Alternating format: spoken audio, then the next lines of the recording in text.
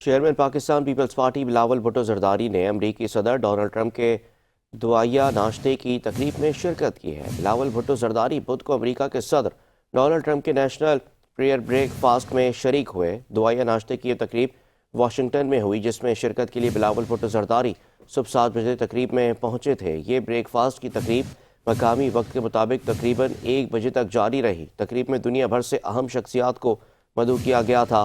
بلاول بھٹو نے امریکہ کے صدر ڈونلڈ ٹرمپ کے پریئر بریک فاسٹ میں ایک ایسے موقع پر شرکت کی جب ان کے والد اور صدر پاکستان آصف علی زرداری نے چین میں اپنے ہم منصب شی جن پنگ سے گریٹ ہال میں ملاقات کی اور کہا کہ ہم پہلے چین کے اتحادی ہیں، پھر کسی اور کے۔ اس طرح دو عالمی طاقتوں کے شہسواروں کی تقریب ایک ہی وقت میں ہوئی ہے۔ بیٹھکوں میں پاکستان کے 2 بڑے رہنما شریک ہوئے ہیں اور اس طرح بلاول بھٹو، جو حکومت کا حصہ نہیں، سفارتی محاذ پر پوری طرح متحرک نظر آئے ہیں۔ امریکہ میں اس ہفتے کئی نیشنل پریئر اور فیت تقریب منعقد ہوئی ہیں، جن میں امریکہ کے صدر ٹرمپ اور نائب صدر جے ڈی وینس شریک ہوں گے۔